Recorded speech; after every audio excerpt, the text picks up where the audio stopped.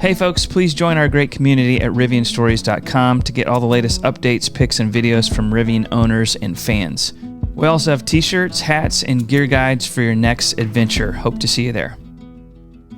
We're talking about what to talk about. I'm just going to hit record and then we'll talk about it. How are you guys doing? It's good to see you. Great to see you. Yeah. Yeah, doing great, man. Yeah. It's been a super busy week for those following along. New position started for me, so we did get a chance to record last Wednesday, rolled out Thursday.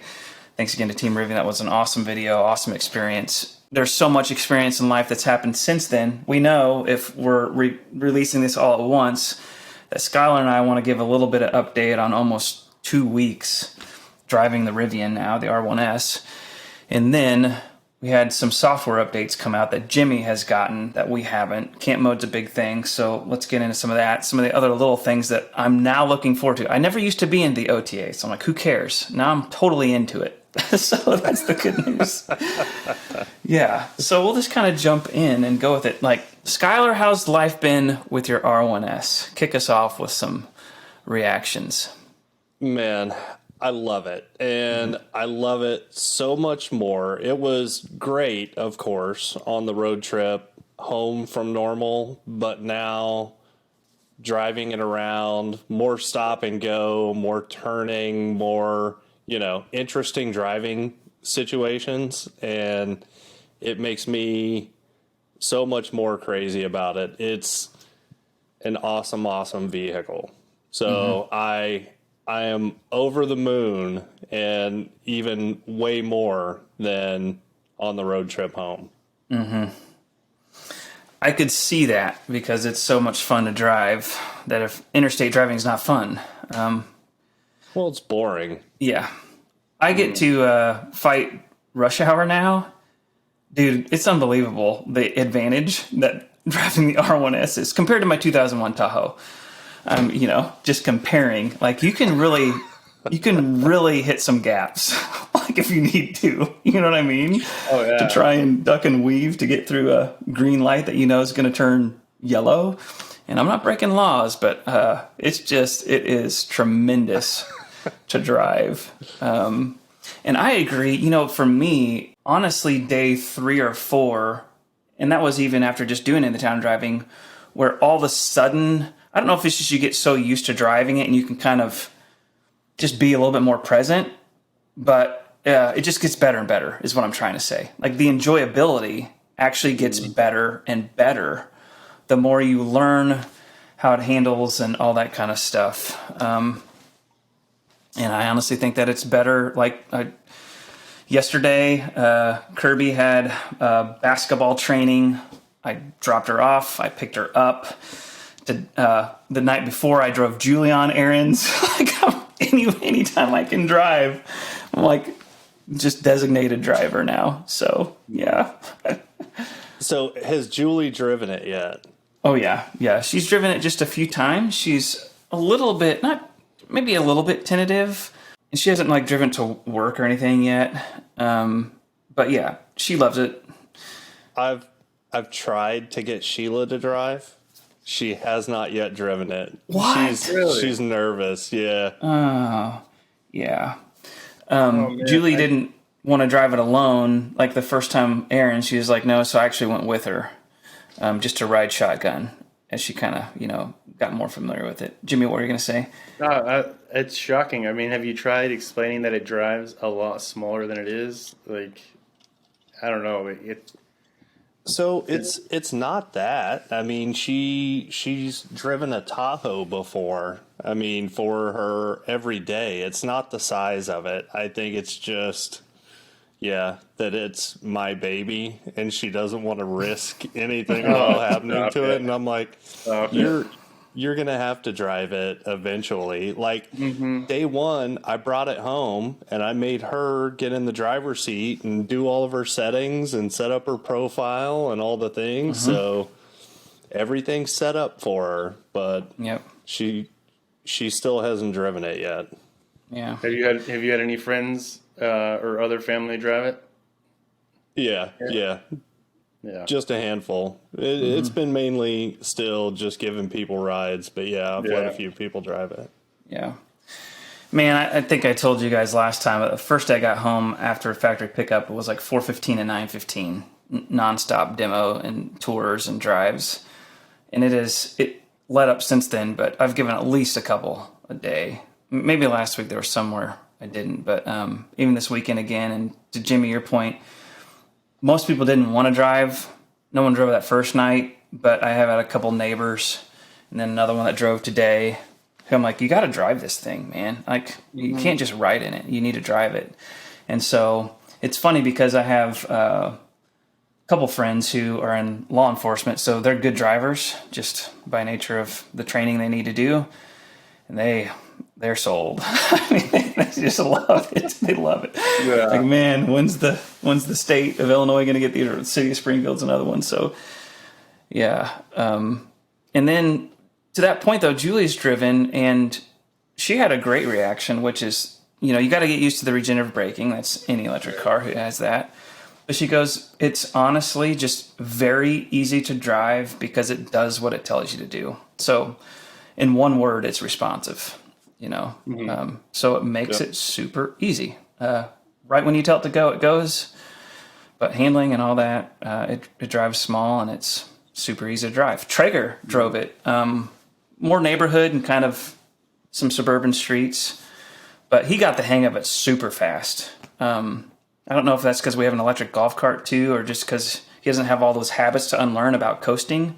I mean, he's been driving now for a few months on permit, so he's 15 and has his permit, so, but just once, and he got the feel of it really quickly, and did a great job. I wonder though if that's honestly like the gamer in every kid. Probably. I don't know if Traeger games, but yeah, he does. Some of the stuff that these kids can do nowadays with controllers, in order to kill or outrace anybody, depending on what games you allow your children to play, they are night and day better than anybody. Up, down, left, right, right, A, B, select start. Yeah. It's the last controller I know how to use. Yeah. Yeah, we actually we had some family in town this past weekend. They left yesterday, but I finally talked my cousin Dave into driving the truck, and we got to a light, and we were the first at the light, nobody in front of us, and I was like, all right, plant both feet on the pedals and be ready. And he drives a 2014 Model S P85, so definitely not a shy Tesla Model S. But their reactions when he let go of that brake, they were both screaming, like roller coaster screaming. It was hilarious. Yep, it was hilarious. I'm so surprised at the giggles and the screams every time. Oh yeah, and especially with dudes, with fellas. It just, there's something about the inner boy in all these grown men that they just start giggling. It's awesome. Yeah. What else from ownership do we want to talk about? Or Skylar, what were you going to say? Well, I've got a few more things, but first I have a question for you, and then I'll give you my answer to the same question. But what is your drive settings of choice? Standard ride height with soft and just all purpose is what I'm in, like 90% of the time. We have a couple good roads, like out to school, that are smooth and whatnot, and I'll go to sport and it'll go to lowest. And that's fun, but through town, all those bumps, I just stay in all purpose. And I haven't done anything higher, really. I haven't done any off-roading yet. Not even on the gravel roads. Yeah.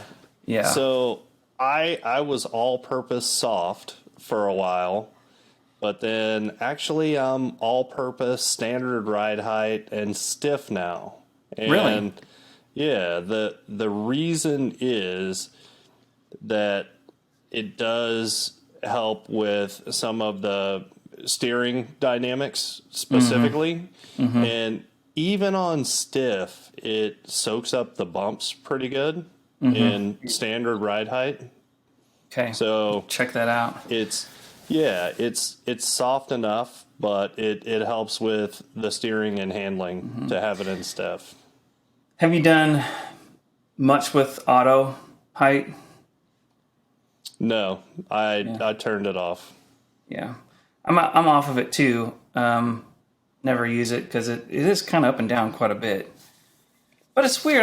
I have it off, and man, sometimes I feel like I'm still doing some moving, especially at the beginning. You guys got that? It does. It's Yeah. stoplights and whatnot. I feel like it levels out a little bit, maybe something like that. But there is a little bit of movement at stoplights for sure. Yep. I've got that too. Jimmy, do you get that? I do. Yeah. I do. Which is cool. I mean, like, hey, yep, my car's moving. I mean, honestly, I guess I can understand why some people get weirded out about it or dislike it. I've never had a vehicle with air suspension, so I don't know. I have nothing to go back to. Honestly, I figured it was something that the vehicle just did. There are things going on with the air suspension. You know, you hit a decent bump, maybe something. I don't know, man. It's never bothered me. It doesn't bother me either. No. The other thing that I immediately took out of auto is conserve mode. And I did another small road trip this last week to Houston and back. And matter of fact, a Redditor spotted me when I was pulling into lunch in the Woodlands. And so the R1S ended up on Reddit. That was kind of funny. But conserve low is pretty good. Some of the bumps are a little bit harsh when you're in lower suspension modes, but yeah, conserve low, all purpose, standard, stiff for me. And then the other thing that I did today, just because I hadn't done it yet and had a couple of guys that were looking at the R1S, was I put it into off-road and high and then highest. And man, it's a lot. I mean, it raises up a bunch. As a matter of fact, Jimmy made fun of me. So another thing that I did, I went to a high school volleyball game. My niece, Slammin' Sam, she's awesome. She's an outside hitter, and she slams it. So anyway, Awesome. went to a volleyball game. There was like zero parking, and I saw a couple of Jeeps and a couple of trucks up on a curb. And I'm like, the Rivian could do it too. So jumped it right up there, and Jimmy's response was, "Man, you've got to park it in high, bro. Come on, are you a newbie?" Yeah. Oh, yeah. Yeah. Yep. It's interesting. I'm impressed with the speed of the different heights. It gets there pretty quick. But when you go to the highest, it takes a little minute. Just from high to highest is like the longest. Coming back down is much quicker. But did you notice that same thing? I did, yeah. Yeah. And actually, one thing that I'm curious about, Kyle, if you might be able to pay attention, I'm curious whether stiff suspension is going to be stiffer and harsher on the 22s. Okay. Typically, lower profile tires do have a bit harsher ride. So while all-purpose and stiff may be fine on the 20s, I'm curious to get your thoughts on the 22s. Yeah. It'll be curious to be riding on 22s and then drive yours on 20s or next time on 20s, because without comparison, it's going to be interesting. But you're saying you're feeling a pretty negligible difference. And so I'll at least be able to say whether I feel either negligible or quite a bit of difference between soft and stiff. It's absolutely firmer, but still the bigger bumps in the road and whatnot, it's still, the suspension does a great job softening them out, even in stiff. Yeah. Yeah. I'd written down Conserve.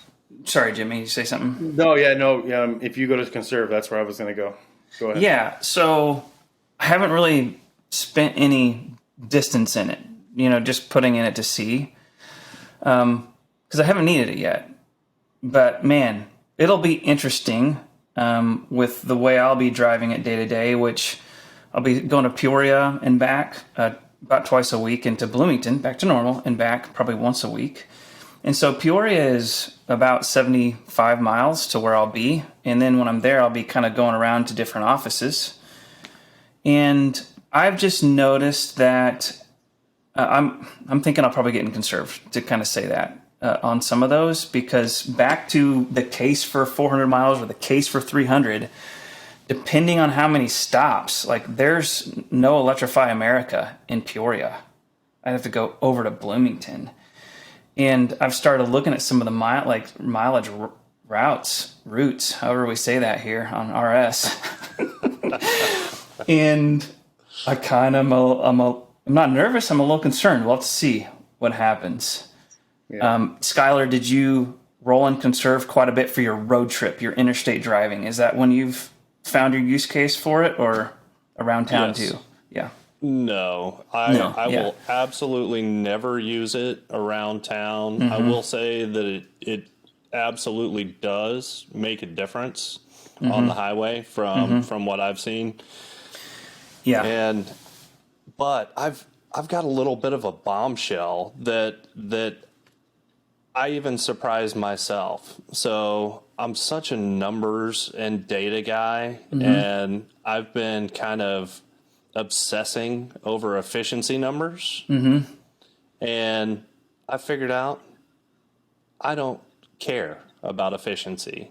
And the reason that I say that is because on road trips, the battery's big enough for most areas, and in my experience, to be able to get from charger to charger. And around town where I charge at home, I don't care about efficiency. Oh yeah.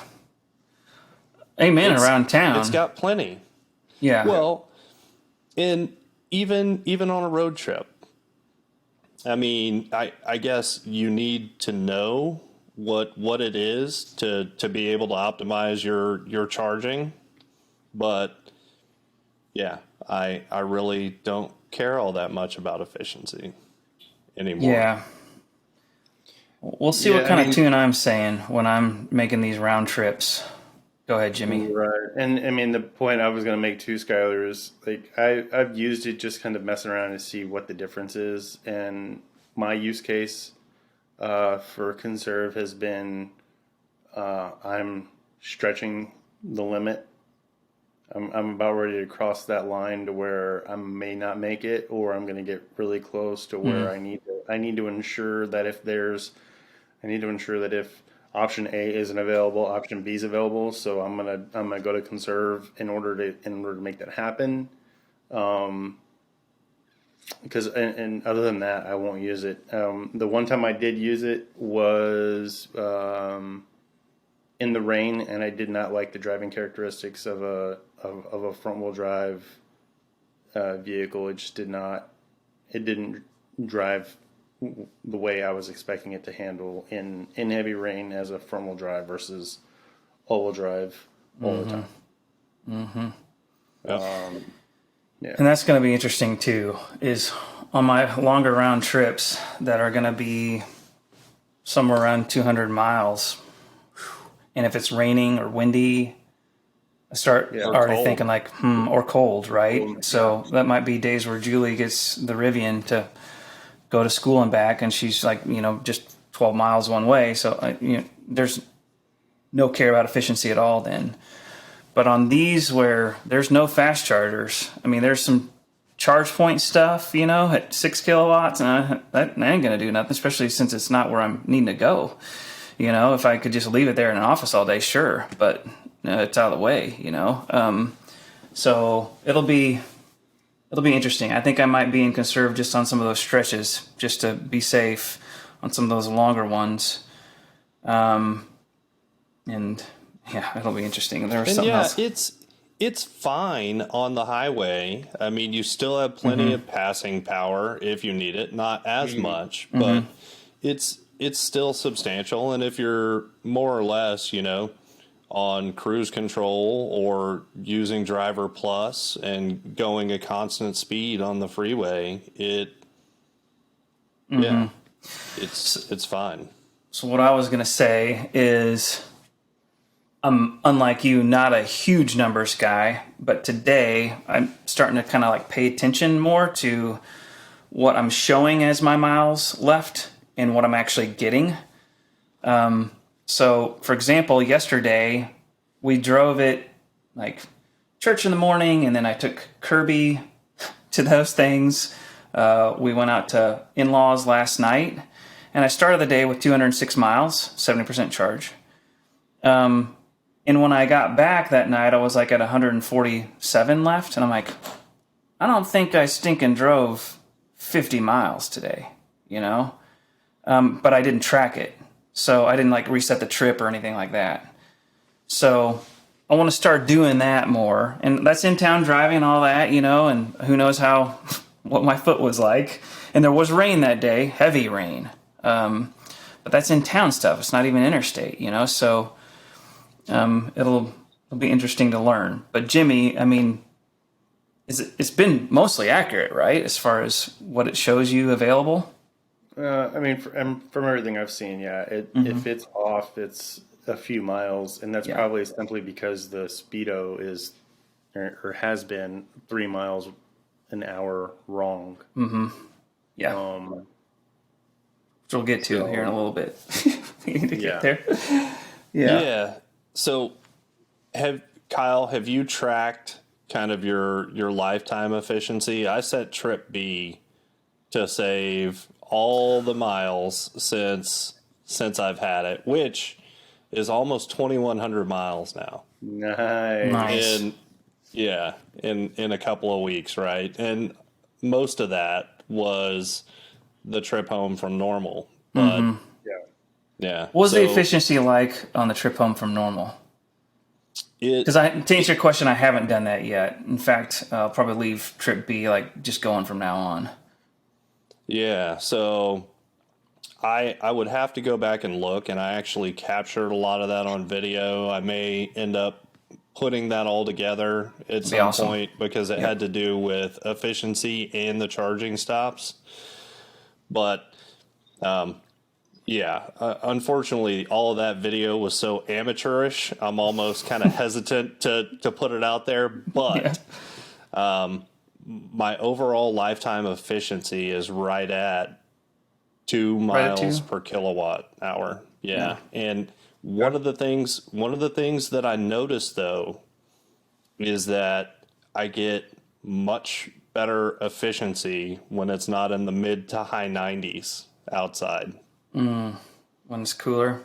Yeah. When it's just a little bit cooler, like in the 70s and 80s, like I got, it makes a difference. And one thing that people may not know that is a fun fact about the R1S is that there's actually 2 AC compressors. So there's the regular one up front, like the truck has, but there's also one on the driver's side rear. And right now, there's no separate control for the third row AC, but on the road trip and on other stuff around town, I can tell you, open up the lift gate, and man, it is working and working well back there in the third row. I'm sure.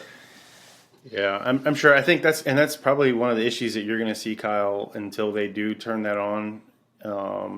Is there is a lot more cabin to cool in your vehicle versus mine. I mean, I can in the R1T when I get in it on a hot day, if I haven't preconditioned the vehicle beforehand, I've got the AC on blast, and then within 10 minutes at most, I'm dialing it down to 1 because if not, you'll freeze yourself out of that thing, especially if you're using the ventilated seats. The AC does work well. It works very, very well. It works very well in hot temps. So right. Yeah, I'm just saying it's just more. You just have more cabin area to cool though. So battery, a little bit. it does work well, especially if you just set it on low. We've had a lot of people Even like, with all the wow, it glass. is chilly in here. What's Yeah, that? even with all the glass, people. I don't use freak out because that's strong, but people are worried about the glass, and I've had one or two moments where the glass has been like, wow, I can feel the greenhouse. I mean, granted, I've got a 5 head. I can feel the glass or feel the heat from it, and I just turn the AC up a little bit more, and whatever heat was there is gone. It doesn't. Yeah, and that's actually a great point too. And I even sun directly overhead, like shining down through the glass. Yeah, you can occasionally feel a little bit of radiant heat coming off, but not the heat of the sun through the glass, if that makes sense. Whereas literally next week, I am getting windshield tint and the front two windows tinted, because when the sun shines through the windshield or the side window right next to me, I mean, it is hot, hot. So, Yeah. Yeah. and yeah, little sneak preview for people, but yeah, I'm going in to expel Austin for front PPF and tint next week, and we're probably going to do some footage around that. That'll be awesome. That'll be awesome. Very cool. Very cool. Cool to mention that too. I realized by like Wednesday and Thursday when I'm parking outside, and up until now I could have kept it pretty much in my garage the whole time, which is great. But I just noticed that if in the afternoon after lunch or whatever, I need to park with my front facing east, and it just helps so much with the cabin staying cooler, because now that setting sun towards the late afternoon is coming through the tinted parts and not through that windshield. It makes a pretty big difference. Oh yeah, no doubt. Yeah. Oh yeah.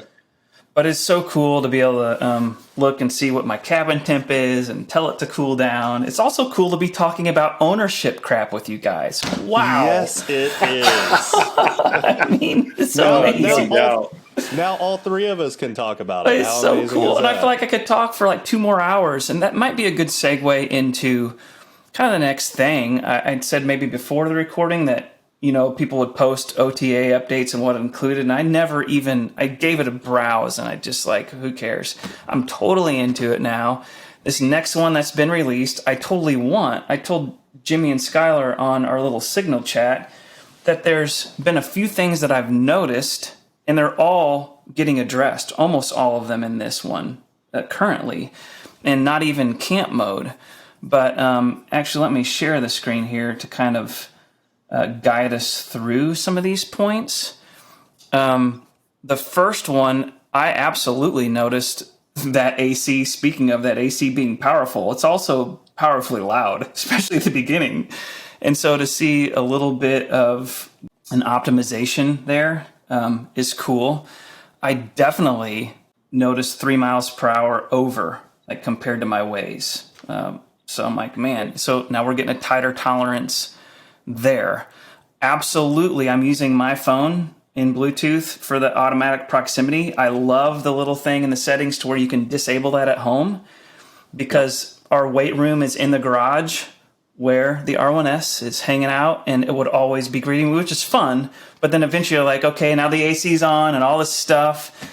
And so now I have it to where that only works away from home, but sometimes it was too late, and I have to kind of bring out and so that is, I'm like, this is really cool. Like the first 3 things I kind of noticed, and it wasn't a pain. I'm like, compared to the 2001 Tahoe, life is still pretty good, but super cool. And then it's also cool with all this. But is there anything else that you guys want to talk about in this that you've seen or excited about as far as this OTA update?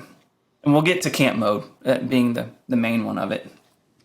Yeah, well, I'm curious to see how phone is key and the proximity optimization that they're doing. Mine has worked great. I will say I don't know whether it's my particular phone or what, but I have to walk a long way away from the vehicle before it locks, and I don't mind it unlocking from a long ways away, but yeah, I'd like it to lock a little bit sooner, and yeah, just because literally I can be 50 yards away sometimes before it locks, but I did also turn off the proximity at home. Yeah. Yeah. Yeah, I mean, if I had to pick one, it would be the proximity lock. I feel like every time they do make a change, it might be, or every time we do get an update that addresses this, I feel like it might be better, a little better for a little bit, and then we're kind of back to the same thing, which I know isn't the case, because at least I can't imagine that being a thing. But I mean, there'll be moments where I have my phone in my pocket and I've walked out to the truck to drop the tailgate, and the tailgate to the truck isn't a means of staying in the vehicle, so it will lock the truck if it has been over a minute. So then I've got to unlock it, and then if I need to get in the tonneau, to mess with the tonneau. So now I've tried to get into a habit of, if I need to get into the tailgate and mess with the tonneau for any reason, I've got to also open a door within that first minute, or else the truck will lock. But other than that, yeah, I mean, my big ones are going to be camp mode, so I'll save the rest of my talking for that. My big one somewhere down here, as far as the actual phone app, being able to vent the windows, I think will be awesome. Yes. That is huge, is having additional functionality inside of the app. And then it also mentioned, I don't know where that's at. Is that a separate thing here? Here it is. Yeah, vent the windows, activate or stop the panic alarm. On Tuesday morning, dudes, I had like 50 notifications that my alarm was going off. Every time it was like tap here to like dismiss it, and I keep doing it, and it just keep popping up and up and up. And I was like, I'm in the middle of all these meetings. I'm like, I know it's like either alarming this whole time or whatever. But so I go out there the first chance I get, and everything was fine. And GearGuard Gary, all his 4,000 videos, is being activated by every single movement as far as I can see. And I'm downtown in Springfield. Like, there's movement everywhere. So I don't know what I'm going to do with GearGuard Gary. I have him disabled at home. Yeah. Huh. That sounds like you may just need a UI reset, because... Well, I ended up disabling the alarm for the rest of that day. Just because everything was fine. You can actually disable the alarm separately, you know? Right. I probably need to turn it back on at some point. But you think I just need a reset? Yeah, that doesn't seem right. It shouldn't be setting off the alarm every time Gary sees somebody walking within 4 feet of your truck. Yeah. Right. Well, but also GearGuard, I mean, it's only supposed to pick up video when they're within that 4 feet, right? Right. Sure. Yeah. I'm getting a ton of false recordings to where I watched the whole thing and nothing happened. Like maybe something way out there in the distance. I'm going to ask a really, because I don't know Springfield. I mean, does downtown Springfield have any sort of like rail system right there that, or like subway, I don't know, that would rattle or shake the vehicle enough to freak it out? I don't think that it has vibration type sensors. Yeah. I don't know. I'm just sure. No, there isn't. There is like Amtrak that goes through, but it's like 3 blocks away, and I don't think that. I mean, I can't even like really hear it because it's like a passenger thing. I don't really think freight goes through there too often, but yeah. But I mean, when it didn't happen this last time, but when our truck was being moved from the service center to the body shop right after we first got it on its first brick and mortar service visit for some body panel adjustments. The alarm was going off while it was on a flatbed. And I know others have experienced that as well. While the truck is on a flatbed, for whatever reason, the truck did not like it. You know what? It would be great to have Rivian weigh in on what are the conditions that will trigger the alarm. I've only had an alarm trigger once, and I went through and looked at all those gear guard videos. There was nothing there. I mean, not even any people walking around it. So I'm really curious about that as well. Yeah, I've had a lot of those. And that was in your alarm triggered folder section? I don't know. I'd have to go and look. Because you've got motion, and then you've got a motion section, a alarm triggered section, and then a starred at the top, all at the top. Okay, I'll need to go and look. You got those tabs. Yep. I and haven't then played with Gary too much. to your point, Jimmy, you also said that these little improvements add up. I mean, this is the second time they've worked on Vampire Drain, right? So they keep kind of just improving that incrementally. Second. I think it's actually probably closer to the third or fourth. Yeah. Yeah, if not the fifth. Pretty much And every time I feel like. Okay. Yes. They keep hacking away 10 to 15% at a time, which will add up. So that's good. Yeah. So Kyle, you actually just skipped over one that I think is cool, and it's that you can now show state of charge in the driver information display, and I am going to set mine to both, to where I see the mileage range and I see the percentage state of charge. And granted, it's always showed the little battery, so you can guess at what the state of charge is, but you actually have to go to the energy, the charging screen to see your percentage state of charge. Survey of two people. That last spot in there where you can rotate that slot for like one of 5 or 6 screens, whatever it is. What do you guys find it on most consistently? Camera, yeah. Yeah. Yeah, me too. Camera, but mine's between camera and energy for the most part, but yeah. Yeah. And well, I've been going into the settings too. Yep. Yeah, I've been there a handful.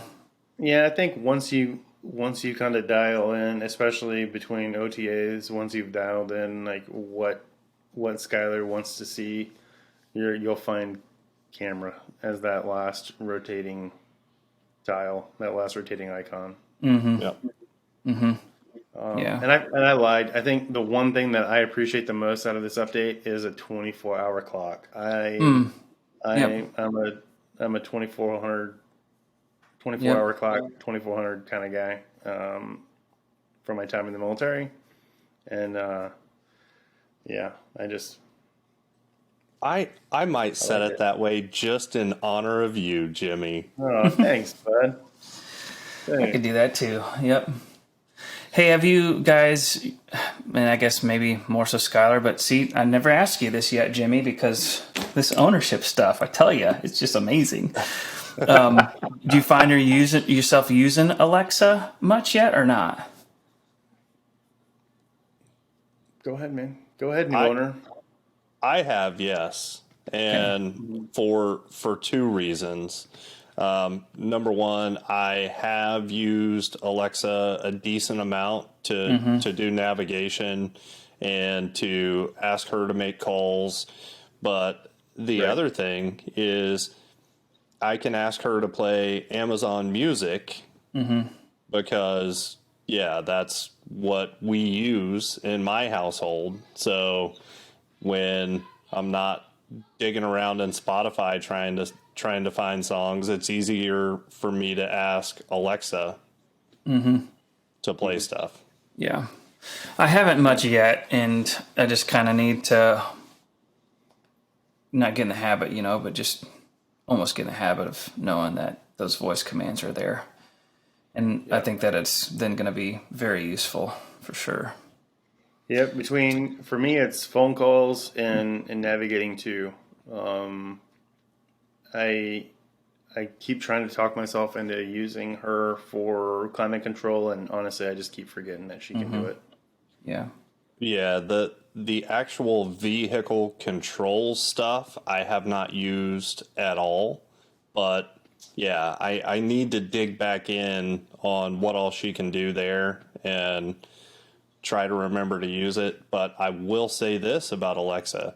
I did disable the audio prompt because my kids were driving me crazy making Alexa play silly songs that I didn't want to listen to. So now it is only activated by the steering wheel control. That's awesome. Yeah, funny. Alexa, play fart noises. Yeah, I mean, you name it. That's funny. We'll have to maybe come back on and just we could have like a little segment of things we'd like to see, or like so far things that we would maybe change if we could. I know that as far as what's she say? Oh, she's over there making fart noises. That is incredible, Jimmy. Yeah, that's nice. Funny. Yeah, I apologize. You're good. I was starting to say that like it could be fun every once in a while to come up with like a list of things that we'd like to see implemented. I know that for me, I still would probably choose just to be able to change my vents manually instead of having to tap and go, because I'm actually changing it quite a bit depending on how cold it's gotten. And it's not a huge thing for me, but I'll tell you, as far as an update, and I've heard that if we could go from what we are now, dual climate, to quad, especially if the back seat could control their own fan speed, that would be big for my kids. You know what I mean? Because sometimes I still want it like blowing on me hard, or like I'm freezing, but they're still hot back there. And right now it's one fan speed, So I would love to see that sorted out. You guys? Yeah. Yeah, and I think the thing that they need to do, as much as anything else, is for the front vents that are only controllable from the screen, we need presets. Yes. So 100%. like, hey, I want the full-blown on me preset, and then I want one to where maybe it's indirect, and then if you could do that for both the driver and the passenger side up front, I think that would be huge. Yeah. If you could house that inside the driver profile too. Like Kyle always wants direct air and Julie never does, so that'd be great. Yeah. Yep. All right. It's 4:32. I got to get out there and be social with my hood. Yep. So let's give like 10 minutes to camp mode, which is super cool. Maybe we need way more than this. Jimmy, you have this OTA installed. Do you want to kind of take us through a little bit of rundown, and I can scroll through as we go, but give us the hot take here on camp mode. Hot take is the ability to auto level the truck depending on how uneven your site is, which is amazing. And I'm not going to even lie to you. I've looked at this site. I've looked at the update, but I have not even toyed with it at all. Right.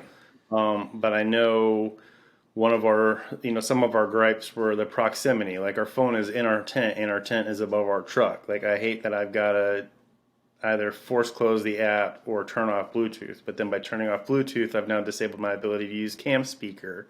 So there was there was a lot of trade-offs for using the vehicle as a means to camp until this mode. The LED floodlight, the LED floodlights. Some people may not realize they're even there. So if you look at your side view mirrors, there are two LEDs on each side mirror that are more visible and more robust than that LED strip that's already there, that diffused light. To then, once the mirrors are folded in, you can turn them on. They will now cast a bright light, or a brighter light, onto your campsite on both the driver and the passenger side of the vehicle. That's super cool. And it was the way they wrote it, like, surprise, you now have floodlights. I mean, none of us knew about this, which is amazing. Obviously, we knew about the puddle lights, but it's a separate light from that, right? They're not repurposing the puddle light. It's a whole separate, Real quick, the puddle lights are so freaking cool. They're amazing. People lose their minds over that. It's so neat. Hey, have you looked at the puddle lights? Sorry, Jimmy, we're taking over. No, you're fine. When you're in your camera mode and you go to the bird's eye, the drone mode, my friends call it. You got a drone above us, and that tech's been around, but the stitching of it's really good. Like it's a great drone mode. Have you seen the puddle lights in drone mode? It's so cool. They're just like right there on each side. I love it. Yeah. Yeah. So to come back to Jimmy, I thought that's so cool that we do have, because I can see use cases for the floodlights beyond camping. Oh yeah. We're always, packing up baseball gear after a game, and it's night, and we're out in the boondocks, in the country, and even in the hood, just having like work lights is awesome. And speaking of that, man, when we lift our tailgate in the R1S, or the lift gate rather, and it shines down on the tailgate. Skylar, have you seen those at night? Well, of course you have. You can't. Those are bright. They're great. I mean, the lighting in.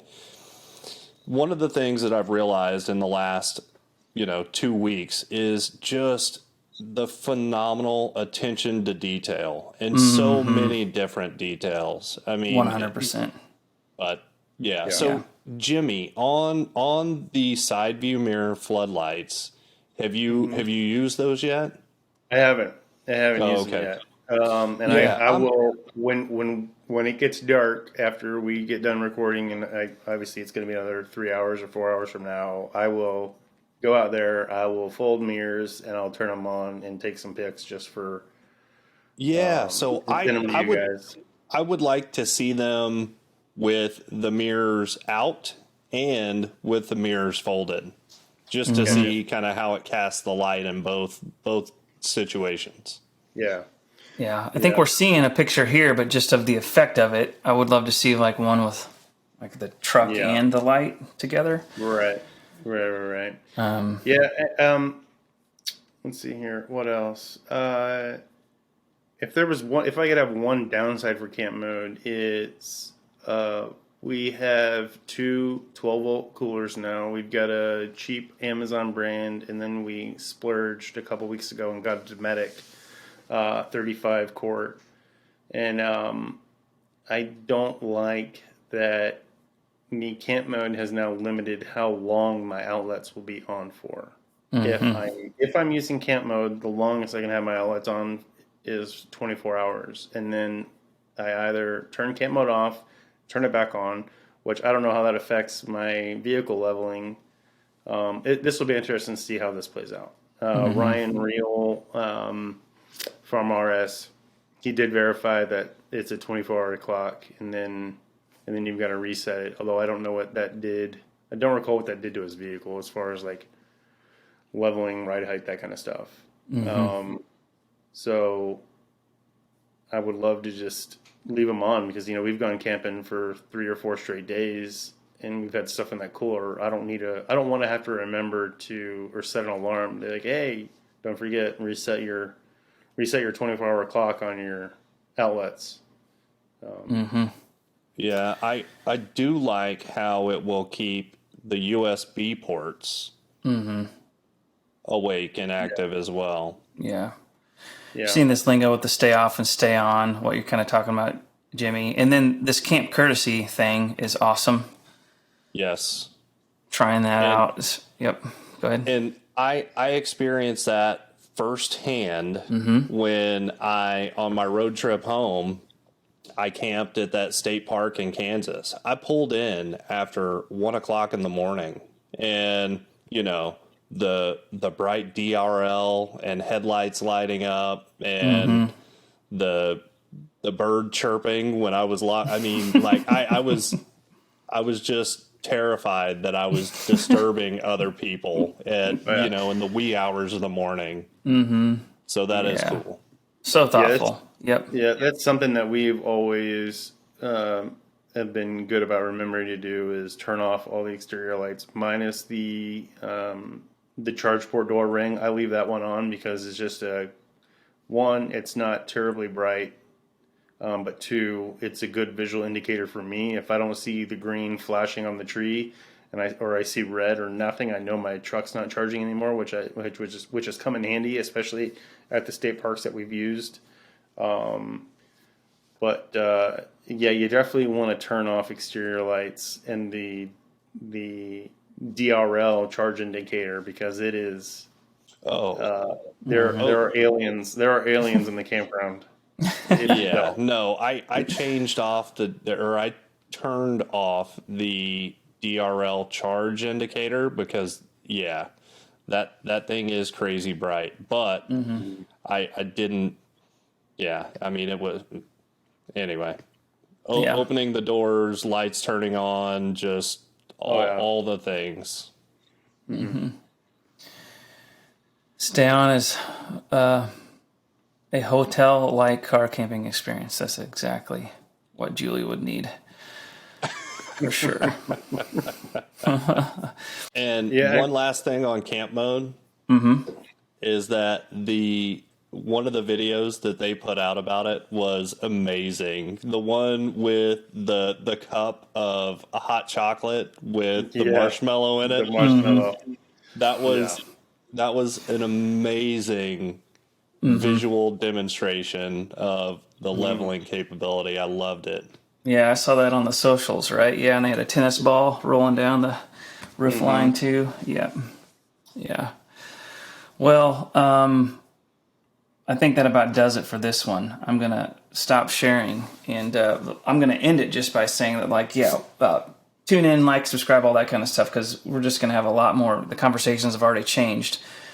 Also, be looking forward to actually more videos than just the podcast sort of thing that we're doing now as far as a format, because we'll just be doing more ownership type videos, selfie stuff with our phones or GoPros or whatever.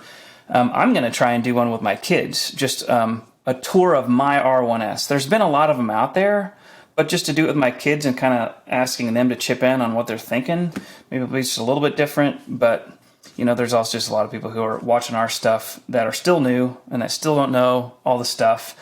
So we haven't forgot about you guys out there who are just now joining the fold and haven't gotten a tour of the R1S or T. All right, folks, that's it for this one. Again, catch the entire episode on Spotify, Apple Podcasts, or your favorite podcast app. Until the next video, we'll be hanging out at rivianstories.com, so we hope to see you there.